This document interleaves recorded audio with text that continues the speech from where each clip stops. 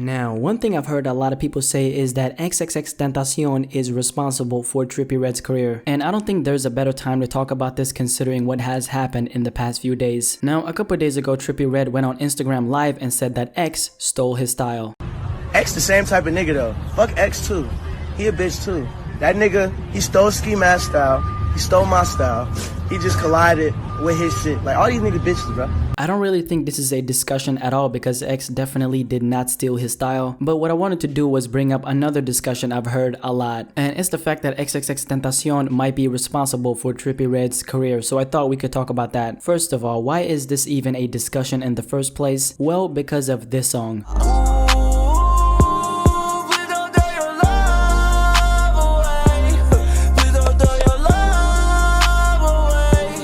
Now, if you haven't been living under a rock, then you've definitely heard that song right there. That's F Love by XXXTentacion that was on his 17 album, and that's the most successful track Trippie Redd has ever been featured in. With over 200 million streams on Spotify, in terms of numbers, the song easily beats out anything Trippie Redd has ever released. I don't think it's a secret that F Love is a memorable part of Trippie Redd's career, and him kind of coming out and calling out X and saying that he stole his style makes me wonder if he really even realizes how big of an impact that record had on his career. But before that track, Trippie Redd wasn't obviously unknown because his track Love Scars was making a lot of waves on the internet, even though he wasn't really a super well-known name back then when he was coming up. I remember there being a lot of hype surrounding his name because he was a new rapper in the game who also came with a very cool sound. And the fact that people were kind of comparing him to Lil Uzi Vert, saying how much he sounds like him, added even more attention to his buzz. And then before Love Scars, he had Pole's 1469 featuring Tekashi 69, and that song didn't really blow up or get a lot of attention until Trippie Redd started getting attention from the hip-hop community. And of course, adding on to that, he had a project out called A Love Letter to You, which was released May 26th, 2017. And on there he had tracks like Romeo and Juliet, and then Can You Rap Like Me, and then Love Scars Part 2 / Rack City. Even though he still wasn't well known during the release of this project, I feel like all these songs added way more diversity to his catalog. And the diversity was definitely noticeable, because I even remember myself when I found out about Trippie Redd and I listened to his music, even though he is a part of the new wave of rap, I still feel like he kinda brought a little bit of a different taste to the game. But those 3 songs also showcased a little more skill to him as an artist, and that kinda gave us a look into what we could expect from him and also what he really was capable of. But we also gotta keep in mind that when 17 dropped back in August 2017, X was clearly the hottest new rapper on the scene and the hype surrounding him was just unmatchable. For example, even though someone like Ski Mask is now his own person and people love him for his artistry, there was a time when people only associated him with X because hanging around X made him and whoever was around him automatically a little bit more interesting. Or if you had the chance to collaborate with X and be featured on his album, that would make you even way more interesting and a little bit more popping. One example of this is Shiloh Dynasty. If you have no clue who this is, Shiloh Dynasty is the voice from the song Jocelyn Flores.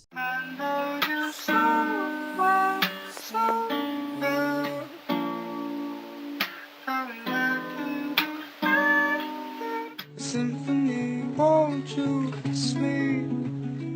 Shut me out, please. She's a goddess, a wish from a star.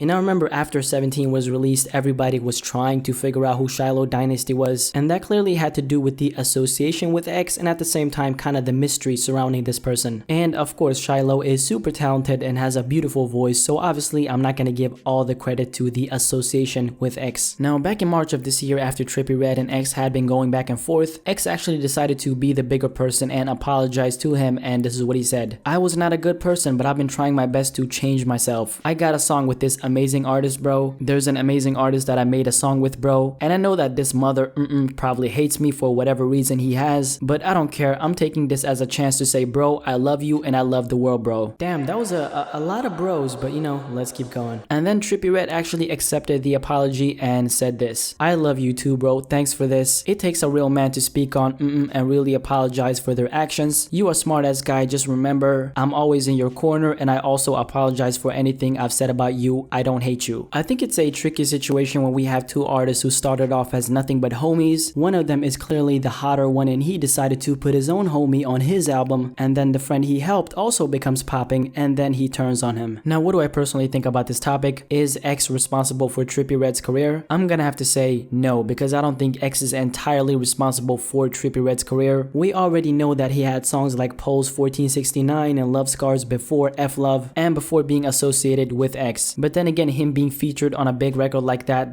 definitely took his career to the next level. So I don't think X is responsible for his career, but I definitely think that he helped him. Anyway, what do you personally think about this topic? I know that this is a very relevant discussion and a lot of people have talked about it. So do you personally think that XXXTentacion is responsible for Trippie Redd's career? Definitely let me know in the comment section below and let's have a discussion about this. But as always, if you're new here, don't forget to subscribe to this channel. This channel is all about bringing together people like you who enjoy music and start a discussion on different topics like this. And of course, like the video if you enjoyed it, follow me on all my social media accounts. It's on the screen and I'm out.